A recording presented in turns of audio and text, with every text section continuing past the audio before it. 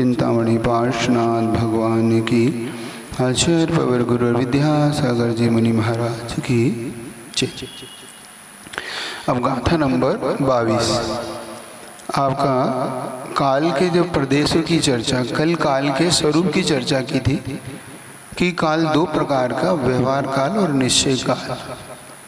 कालाणु में जो वर्तना परिणाम क्रिया प्रत्वा पृथ्वी च काल, ऐसा एक सूत्र आता है अपने यहाँ तत्वाशु के अंदर। तो वर्तना जो है उत्पाद व्यय को लेके जो चलता है प्रति समय 6 द्रव्यों में, जो उसको वर्तना कहते हैं। यही एक प्रकार से निश्चय काल भी माना जाता है, निश्चय उपकार माना जाता है। फिर परिणामों में आपने अपन ने ये समझा था कि जो वस्तु में परिवर्तन है, स्थूल रूप से जो द्रव्य में परिवर्तन दिखाई देता है वो उसका परिणाम कहलाता है। क्रिया में एक स्थान से दूसरे स्थान में वस्तु का आना जाना ये क्रिया कहलाता है। और परत्व और अपरत्व से छोटा और बड़े ऐसे दो भेद अपन ने बनाए थे। परत यानी वस्तु का बड़ा और छोटा, जो अपन आकलन करते कि इससे बड़ा है ये से छोटा है, इस प्रकार से परत और अपरत के रूप में अपन ने समझा। इसमें से वर्तना ही निश्चय काल है और शेष व्यवहार काल है। कालाणु जो एक प्रदेशी और एक, क्योंकि एक प्रदेशी है कालाणु, और वह निश्चय काल है। बाकी से जो घड़ी, घंटा, मिनट, सेकंड जो काल की इकाइयां हैं वो व्यवहार काल रूप में आपके उपयोग में आती हैं। अब काल द्रव्य के प्रदेश के बारे में चर्चा यहाँ पर कहते हैं। वो काल द्रव्य कैसा है और किस प्रकार से विद्यमान है। लोयायास पदेशे एक के जेठिया हूँ इक्का, रेणाणं राशिमिव ते कालाण असंख्यदौ वाणी। लोयायास पदेशे एक के जेठिया हूँ इक्का, रेणाणं राशिमिव ते कालाण असंख्यदौ वाणी। अब हाँ, जोर से बोलो। हाँ, राशि असंख्य दो, ठीक, बहुत अच्छा। अब लोयायास पदेशे, अब एक एक लोकाकाश के प्रदेश पर, मतलब कैसे, जैसे एक एक प्रदेश पर एक एक कालाणु विद्यमान है। रेणाणम राशि में, कैसे रत्नों की राशि के समान। एक कालाणु, काल द्रव्य का अणु, ठिया यानी स्थित है। ते कालाणु हूँ निश्चय से, हूँ यानी निश्चय से, असंख्य द्रव्याणि, असंख्य द्रव्याणि, द्रव्यवाहे। कालाणु कितने हैं? असंख्यात। तो असंख्यात कालाणु, चूंकि इस बात का भी प्रमाण हो गया कि लोक के प्रदेश कितने हैं तो भी असंख्यात है। और अलोकाकाश किससे? अनंत है। अपने पास देखो, आकाश के अपन ने 2 भेद कल बनाए थे, लोकाकाश और अलोकाकाश। तो लोकाकाश से अपने आकाश सस्यानंत, ये सूत्र आता, आकाश अनंत था। लेकिन जिसमें सिर्फ लोकाकाश, जिसमें 6 द्रव्य पाए जाते हैं, वो कितना है? तो वो असंख्यात प्रदेशी है। शेष द्रव्य कैसा है? तो वो द्रव्य अलोकाकाश के बाहर, लोकाकाश के बाहर का जो आकाश प्रदेश है वो अनंत है। लोकाकाश तो असंख्यात प्रदेश में विद्यमान है और पूरा आकाश कितना है? अनंत है। ऐसा अपने को ऐसा मान के, अखंड द्रव्य से मान के अपन चलेंगे। तो यहाँ पे वो कहते हैं जो लोकाकाश है, जो 3 लोक का अपन नक्शा देखते हैं ना, वो हमारा लोकाकाश है।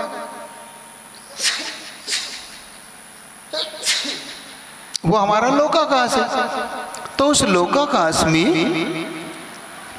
कितने द्रव्य है? अपने कालाणु कितने हैं? असंख्यात। क्यों? क्योंकि उसके प्रदेश भी असंख्यात है।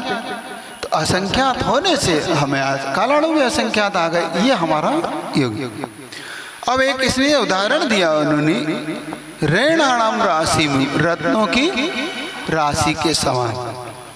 रत्नों की राशि का कहने का आशय यहाँ पर इतना है कि जैसे रत्नों की राशि का हम ढेर लगा दें, तो ढेर लगाने पर भी एक रत्न दूसरे रत्न में मिलता नहीं है, सब भिन्न भिन्न ही रहेंगे। ऐसे ही कालाणु रत्नों की राशि के समान ढेर है। मतलब जैसे हम देखेंगे तो सब एक दूसरे लगा तो पूरा 3 लोक में बिल्कुल ढेर सा लगा है, लेकिन मिलते एक दूसरे में समाते नहीं है, वो अपना अस्तित्व पृथक पृथक ही रखते हैं कालाणु। इसलिए हमें यहाँ पर आचार्य परमेष्ठी ने रत्न का उदाहरण दिया। जैसे रत्न का हम लगा दें यहाँ ढेर, तो एक में एक समाएंगे नहीं वो, ऐसे ही तो कालाणु एक में एक समाते नहीं है, मतलब वो स्कंद रूप में नहीं बनेंगे, वो अणु रूप में ही रहेंगे। अब और 2 चीजें होती हैं, एक अणु होता है, एक स्कंद होता है। तो अणु जैसे पुद्गलाणु है और कालाणु है, लेकिन हमें पुद्गलाणु में स्कंद बनने की योग्यता होती है, लेकिन कालाणु में ये हमें याद रखना है, ये हमें स्थित। तो जितने प्रदेशी उन पर कालाणु का बलात् परिणमन नहीं कराता, वो स्वयं परिणमन करता रहता है। और जितने वहाँ पर जो द्रव्य वहाँ पे आएंगे उस सबका परिणमन कराता रहेगा। वही कील के समय अपने को याद है, चूंकि लोकाकाश के प्रदेश बता दिए। अब ये कालाणु क्या हुआ, ये वर्तना क्रिया को करना वाला है। वर्तना मतलब उत्पाद व्यय ध्रुव जो उसमें प्रति समय 6 द्रव्यों में हो रहा है, इसमें इसका सहकारी कारण रहता है। लेकिन ये भी रहेगा एक प्रकार से परिणमन कराते हुए द्रव्य को मतलब उदासीन रूप से, उदासीन जबरन कोई परिणमन करता, परिणमन करते हुए द्रव्य में करता है, ऐसा मान के यहाँ पे मन चलते हैं। तो चूंकि वर्तना लक्षण काल का प्रमुख लक्षण है, इसके बिना, क्योंकि लक्षण वही है जो अपन द्रव्य के अलग अलग द्रव्य के पढ़ के आए, जैसे जीव का लक्षण चेतना, पुद्गल का लक्षण रस रूप गंध, धर्म का चलने में सहायक, अधर्म द्रव्य का रुकने में सहायक, आकाश का अवगाहन में सहायक और काल द्रव्य का परिणमन में सहायक वर्तना, ये अपने को विशेष तौर से यहाँ पे याद रखना है। जब ये याद रहेगा तब हमारे अंदर ये विशेष तौर से हमारे काम में आता है। अब ये एक बात है कि आगे जाके जब एक काल ये भी आता है कि सोनंत समय, हमारा एक सूत्र ये भी आता है काल का, तो अनंत होते हैं। ये कैसे होते हैं, ये भी एक थोड़ा सा यहाँ पे विषय को देख ले एक बार। प्रदेशी एक ही है, कालाणु असंख्याती है, लेकिन जब उसका कलेक्शन करते हैं भूत का और भावी का, भूत में जो कालाणु समय हो चुके और भविष्य में जो समय होगा उनका हम कलेक्शन करेंगे तो कितना बनेगा, वो अनंत समय वाला काल बनेगा। ये व्यवहार काल कहलाएगा अपने लिए। क्या कहलाएगा, जैसे हम कहते हैं ना हम अनंत पर्याय, तो अनंत पर्याय कैसे हुई हमारी, भूत में हमारी जो पर्याय हो चुकी और भविष्य में जो पर्याय होंगी सबका कलेक्शन करेंगे तो अनंत पर्याय हो जाएगी। तो जैसे वो कलेक्शन है, ऐसे ही कालाणु में भी हमें कलेक्शन करना है काल के, व्यवहार काल की दृष्टि से। कालाणु तो हमारे जो है फिक्स हैं, उसमें तो कोई चेंजेस आएगा नहीं, लेकिन हमारे जो काल की कलेक्शन हम करेंगे, जब काल को एक साथ इकट्ठा करके हम देखेंगे तो अनंत हो जाएगा वो। क्योंकि अगर ऐसा नहीं मानोगे तो आपकी जो अनंत में पर्याय निकल गई है, पर्याय कैसे, आप किसके बल पर, क्यों कालाणु उसके काल का ही तो परिवर्तन है, परिणमन कराना जो काल का ही तो काम है, तो इसलिए वो काल की एक इकाई हो जाएगी, नहीं तो हम गिन ही नहीं पाएंगे। सागरोपमायु कैसे गिनोगे, है ना, सागरोपमायु हो गई महाराज, अनंत काल हो गया हमारा, तो ये कैसे कलेक्शन किया आपने, अनंत काल कैसे कहा, काल द्रव्य की कलेक्शन से ही तो आपने यहाँ पर कहा है। तो ये पर्याय का अनंत काल का एक प्रकार से उपचार से ऐसा कह के अपन चलेंगे। तो एक कालाणु में भी उपचार से अनंत कह सकते हैं अपन कि एक कालाणु ने भी अनंत पर्याय को निकालने में अपना किया ना। एक कालाणु ने अनंत पूर्व की और भावी की, इसलिए भी एक कालाणु में हम अनंत का उपचार करते हैं।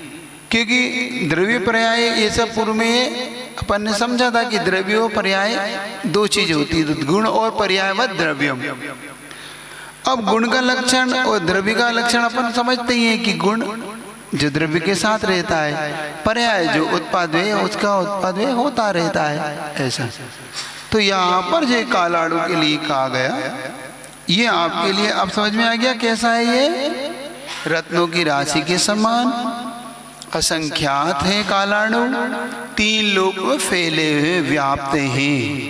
3 लोक में व्याप्त कहने का क्या समय आशय है इनका, क्योंकि चूंकि एक एक रत्नों की राशि अभिप्राय से है, जुदा जुदा है, लेकिन जैसे अनंत आकाश से ऐसे अनंत कालाणु नहीं है अपने पास। एक उसके पास सीमित है हमारे पास, क्योंकि हमारे पास लोकाकाश का विभाग हो चुका है।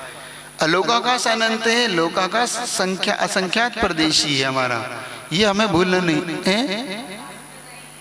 हाँ, वहां हो ही नहीं सकते, वहां पे अगर हो जाता तो आप वो भी फिर आकाश लोकाकाश नहीं, वो फिर द्रव्य पाया जाने लगेगा। और अलोकाकाश में हमें कोई द्रव्य नहीं चाहिए आकाश के अलावा, ये हमें याद रखना है ना। तो यहाँ पे ये कहने का आशय इनका इतना ही है। तो इस गाथा का तात्पर्य ये हुआ कि हमारे पास काल द्रव्य के प्रदेशों का संख्या आ गई। आगे और भी गाथा के माध्यम से इतना, इसलिए इसको ज्यादा खींचा, अपने को खींचातानी करने से कोई लाभ नहीं है। हमें सरल और सीधी सीधी भाषा में इसके भावों को पकड़ते चलना है। किसी का कोई प्रश्न हो तो पूछ सकते हैं, क्योंकि बाह्य निमित्त से परिणमन, हमारे पास भी एक बात ध्यान रखना,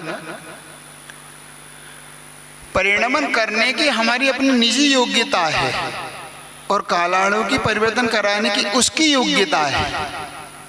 कालाणु हमें परिवर्तन करना में निमित्त मात्र है, हम में अगर शक्ति ना हो तो परिणमन वो कालाणु करा नहीं सकता।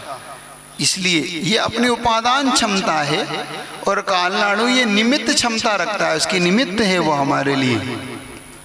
कोई भी द्रव्य में जब तक अपनी उपादान, जैसे आपके पास अगर आपकी उपादान शक्ति नहीं हो पढ़ने की तो मैं आपको पढ़ा नहीं सकता, पुस्तक आपको पढ़ा नहीं सकती। तो निजी क्षमता किसकी है? ये आपकी अपनी है निजी। हम मैं और ये पुस्तक है, लाइट है, मैं हम हैं, ये सब क्या है? निमित्त मात्र है। और उपादान किसका है? आपका अपना निजी है। तो आप अपने उपादान की क्षमता से, आप निजी उपादान की क्षमता से ही तो आप अपना काम करोगे। तो ये हमें समझ के चलना है। तो ये हमारा अपना निजी होना चाहिए कि हाँ हमारी निजी क्षमता ऐसी है। तो अपने पास दो शक्तियों को अपन लेके चलेंगे, एक अपनी निजी उपादान क्षमता और एक बाहर निमित्त की क्षमता, निमित्त की योग्यता। तो हमारी योग्यता अपनी है और कालाणु की अपनी योग्यता है। ये उसकी अपनी उपादान शक्ति है कि वो परिणमन कराने में संयोग करता है। यह हमारी अपनी शक्ति है जो हम परिणमन करने में अपनी योग्यता रखते हैं। हाँ महाराज जी नमस्ते। महाराज जी जो काल है तो उसकी सबसे छोटी इकाई को समय कहते ना। समय। हाँ, तो समय इतना होता कि एक पुद्गल परमाणु से दूसरी पुद्गल परमाणु तक का जितना जाने में समय लगता वो मंद गति। उसमें ये शब्द जोड़ो, एक पुद्गल परमाणु आकाश के एक प्रदेश से दूसरे प्रदेश में जितना समय लगाता उसे हम समय कहते हैं, एक समय। लेकिन एक समय में अगर तीव्र गति से वो कालाणु चले तो 14 राजू जा सकता है। हाँ, एक समय। हाँ, ये मत भूलो। तो उसमें तीव्र गति और मंद गति दोनों लगाना है कि मंद गति से चलेगा तो एक प्रदेश से दूसरे प्रदेश पे एक समय लेगा, और वही कालाणु तीव्र गति से गमन करेगा तो 14 राजू जा सकता है। ऐसा हमें तो एक समय की ऐसे मान के चलना। तो उपादान समझ में आ गया। जैसे आपके यहाँ पे आप लोग रोटी बनाते हैं तो रोटी बनाने में आप निमित्त हो कि उपादान शक्ति है आपकी? निमित्त हैं। रोटी बनने की क्षमता तो उस आटे में है। अगर आटे में रोटी बनने की क्षमता ना हो तो आप कुछ नहीं कर सकते। मैं करता हूँ, मैं करता से नहीं चलेगा। निमित्त मात्र हैं। बनाओ, अगर आप में क्षमता तो लो, ये मिट्टी पड़ी, बनाओ इसकी रोटी।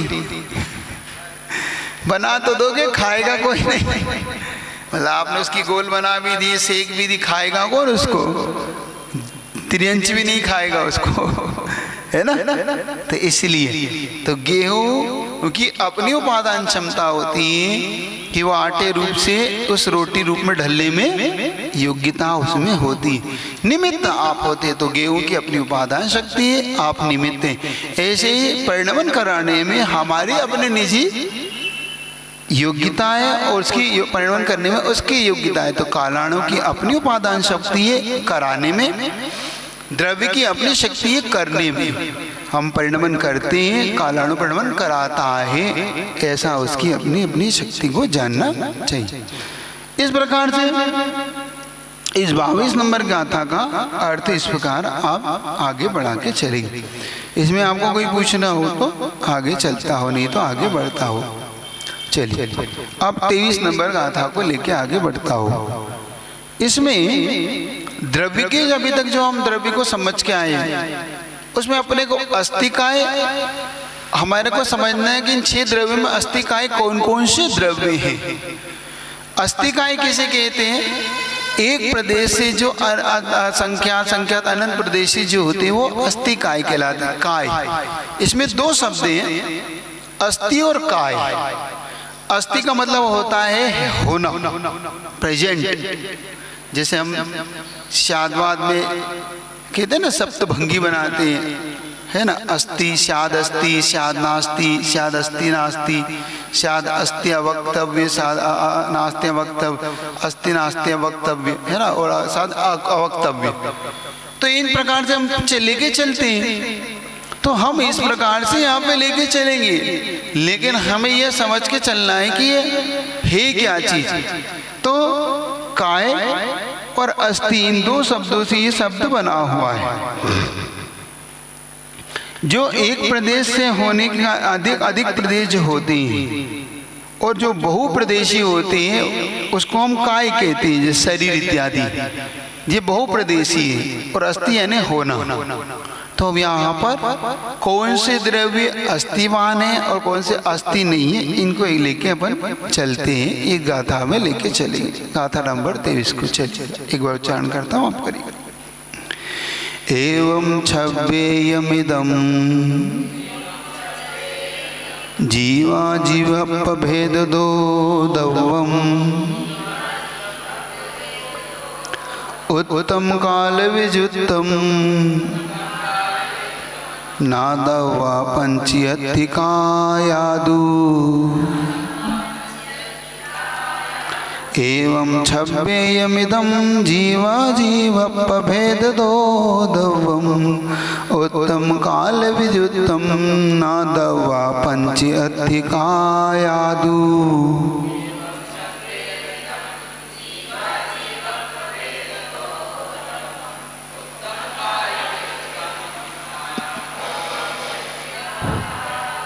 अब एवं छव्येयमिदं, इस प्रकार से 6 जीव और अजीव 6 प्रकार से यहाँ पर द्रव्य को लगे। इदम जीवा जीवपभेदो, और जीव और अजीव के वैसे 2 प्रकार के हैं। और छव्येयमिदं दव्वम, और यूँ 6 प्रकार के हैं। तो 2 प्रकार के भी हो गए, जीव और अजीव के वैसे 2 प्रकार से, और जीव पुद्गल धर्म अधर्म आकाश और काल के वैसे 6 प्रकार के हुए। उत्तम काल विजुक्तम, जो काल द्रव्य को छोड़कर ना दवा पंचत्थिकायदु, जो शेष द्रव्य हैं वो 5 अस्थिकाय जानना आपको चाहिए। तो काल द्रव्य को छोड़ दिया जाए तो 6 द्रव्य हमारे कौन से बचे? जीव, पुद्गल, धर्म, अधर्म और आकाश। ये 6 द्रव्य हमारे लिए अस्थिकाय हैं। 5 द्रव्य, 5 6 में से 5 द्रव्य, 5 द्रव्य अस्थि। क्यों है अस्थि और काय? क्योंकि असंख्यात प्रदेशी हैं और कायवान भी है। जो असंख्यात प्रदेशी होगा वो कायवान भी होगा। और चूंकि अस्थि यानी है, उसका एग्जिस्टेंस तो है ही, वो नहीं होगा क्योंकि सत है, इसलिए है, इसीलिए द्रव्य है वो, इसलिए हम अस्थिवान के धन नहीं हो तो हम कैसे कहेंगे उसको ये। तो यहाँ पर हमें उन प्रकार से इन द्रव्यों के बारे में हमें समझना है कि अस्तित्व विशेषण में जीवत्व अजित्व आदि द्रव्य अपने अपने द्रव्यों से लेकर जो चलते हैं वो अस्तित्व। उत्पाद वे द्रव्य स्वरूप सामान्य से अस्थि के सब एक द्रव्य, मतलब अगर हम उत्पाद वे को लेंगे तो सब में घटेगा ये, लेकिन बहुप्रदेशी के कारण उसकी काय संज्ञा आ जाएगी। तो चूंकि बहुत प्रदेशी होने से ये सब आपको अस्थि कायवान मिलेंगे। कालाणु क्यों छोड़ दिया हमारा? क्योंकि कालाणु एक प्रदेशी है और एक प्रदेशी होने से वो अस्थि कायवान नहीं हो सकता। एक प्रदेशी होने से कालाणु, हाँ ये याद रखना है आपको। तत्वार्थ सूत्र में भी आपको ये खूब अच्छे से देखने को मिलेगा, क्योंकि जब हम तत्वार्थ सूत्र के देखते हैं कौन से 5वें अध्याय को, तो 5वें अध्याय में कुछ पूछ रहे हैं ऐसे अस्थि काय यानी क्या कहलाता है? अस्थि काय अभी बताया था आपने, ध्यान नहीं दिया। अस्थि का अर्थ होता है, काय का मतलब होता है जो असंख्यात प्रदेशी है। तो जो असंख्यात प्रदेशी होगा वो काय वाला होगा, और है यानी अस्थि यानी है तो कायवान है। तो कायवान होने से अस्थि काय है। अस्थि का अर्थ सीधा सीधा है, होना है ना। अस्थि नास्ति, अपन दो शब्द ना, अस्थि यानी है, नास्ति यानी नहीं है। तो है क्या है? कायवान। क्यों? क्योंकि असंख्यात प्रदेशी होने से ये कायवान है, क्योंकि द्रव्य है, हम तो पहले गिन के आए इसलिए अस्थि है, और संख्यात प्रदेशी होने से ऐसा। तो कायवान और अस्थि ये दो चीजें, तो अस्थि काय है, नास्ति पंचास्ति का एक ग्रंथ ही लिखा गया नहीं लिखा गया। क्योंकि जब हम देखते हैं सूत्र में तो देखो उन्होंने विशेष तौर से अपने यहाँ पर चर्चा करते हैं कि जब हम 3 सूत्रों को देखते हैं पंचम अध्याय के, देखो उन्होंने कहा अजीव काया धर्मा धर्माकाश पुद्गला। नमस्ते महाराज। हाँ। जी पंचास्ति काय में जी इसी द्रव्यों का वर्णन किया है। हाँ, पंचास्ति काय मतलब इन 5 द्रव्यों के बारे में खुलासा विशेष जानना हो आपको, क्योंकि कोई भी ग्रंथ होगा अपनी अनवर्त संज्ञा को लेके चलता है। वो नाम है इसी बस, जैसा नाम वैसा उसका काम होगा। कोई भी द्रव्य हो आपका, प्रवचन सार हो, चाहे समय सार हो, चाहे वो आपका पंचास्ति काय हो, है ना, सब है। महाबंध है तो बंध का है, बंध की विशेषता है, धवला है विशेष क्या। प्रवचन सार में आपका ज्ञानोपयोग का वर्णन लेके हैं, और चारित्र चुलिका में मुनि महाराजों के पूरे चारित्र के वर्णन को लेकर विशेष तौर से उनके लेके चलता है। 3 अधिकार में चलते हैं, उसमें ज्ञेय अधिकार, ज्ञान अधिकार और चारित्र अधिकार। प्रवचन सार में ये 3 अधिकार को लेके वो चलता है। ज्ञान अधिकार में वो अपने लिए हमारे ज्ञान इत्यादि को लेके चलता है। ज्ञेय अधिकार में हमारे लिए क्या जानने योग्य है, और चारित्र अधिकार में हमारे जो मुनि महाराजों के चारित्र इत्यादि को लेके विशेष में आपको देखना हो तो उसमें आप देख सकते हैं कि मुनि महाराज की चर्या क्या होती है, किस प्रकार से वो मूलाचार एक आता है जिसमें विशेष खुलासा होता है कि किस प्रकार से मुनि महाराज के अंतरा इत्यादि का वर्णन होते हैं ये इत्यादि। और चारित्र अधिकार में उनके समाचार इत्यादि कैसे करते हैं, एक दूसरे से कैसे मिलते हैं, कौन साधु से मिलता है, कौन साधु से नहीं मिलता, साधु के पास कैसा रहता है, कौन साधु के लिए उपयोग शुद्धोपयोग सोपयोग साधु कैसे होते हैं, क्या होती है मामले। भगवती आराधना अलग ग्रंथ है। भगवती और मरण कंडिका ये समाधि के ग्रंथ है, मतलब जिनको संलेखना लेना हो, चाहे वो श्रावक हो चाहे मुनि हो। तो भगवती आराधना और मरण कंडिका दो ग्रंथ आपको अगर संलेखना का विषय देखना हो तो उसके अंदर मिलेगा, विशेष तो विस्तार से। अभी पहले तो पढ़ लो सारी चीजें, मूल विषय छूट जाएगा ना। हाँ, अकेले में पूछ ले, अब मेरे को मूल विषय छूट जाएगा ना आपका, है ना। ये फिर मेरा ये निकल जाएगा, फिर आपका समय हो जाता है। अजीव काया, तो अजीव है और कायवान है। जो पहले अपन ने देखा, यहाँ पर 4 प्रकार के द्रव्य का कथन कर रहे हैं, धर्म, अधर्म, आकाश और पुद्गल। क्यों? क्योंकि अजीव वाले हैं। तो अजीव काया, धर्मा, धर्माकाश, पुद्गला, इस प्रकार से लेके चलते हैं। तो तत्वार्थ का विषय आप पढ़ोगे ना पंचम अध्याय, तो बहुत कुछ उससे क्लियर हो जाता है। फिर उन्होंने कहा द्रव्याणि, ये द्रव्य है। बहुत सरल भाषा में आपको कर देता हूं। तो अजीव काय है, अजीव हैं और कायवान है, दो चीजें। कौन से? धर्म, अधर्म, आकाश और काल और पुद्गल। तो काल को नहीं लिया पे, क्यों? क्योंकि काल कायवान नहीं है। अजीव थे लेकिन कायवान नहीं है, क्योंकि एक प्रदेशी है। द्रव्याणि, ये द्रव्य है।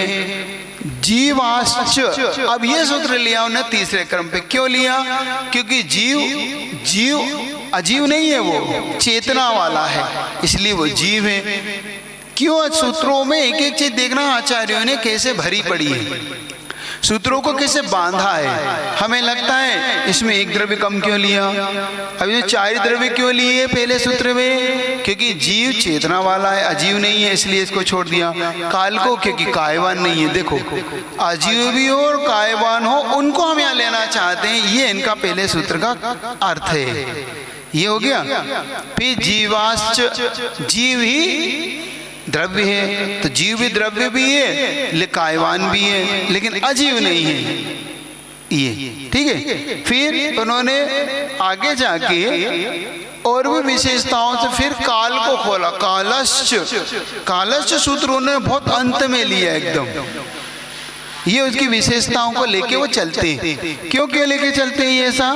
देखो, 39वें सूत्र में जाके उन्होंने खोला, 42 सूत्र है इस पंचम अध्याय में, उसमें जाके खोला कि काल यहाँ पे आके चा की अनुवृत्ति उन्होंने वहां से लेके यहाँ खींच। क्यों? क्योंकि अब हम काल को भी द्रव्य कहते हैं। देखो कहाँ से कहाँ आचार्यों ने इसको लिया।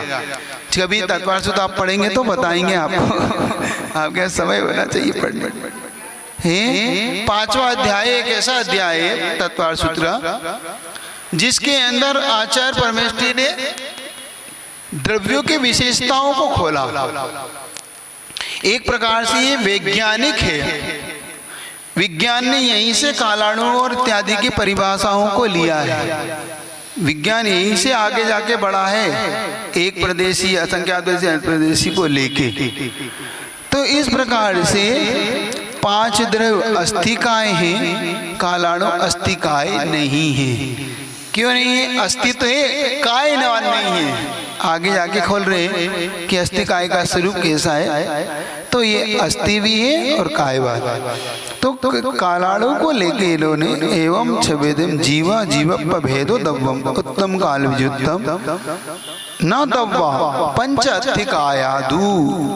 इस प्रकार से जीव और अजीव के भेद से 6 द्रव्य को लेकर ये चलता है, काल द्रव्य को छोड़कर। इस प्रकार से आपकी 2 गाथाएं आज हुई, 22 और 23 नंबर की 2 गाथाएं आपकी हुई। चलिए जी।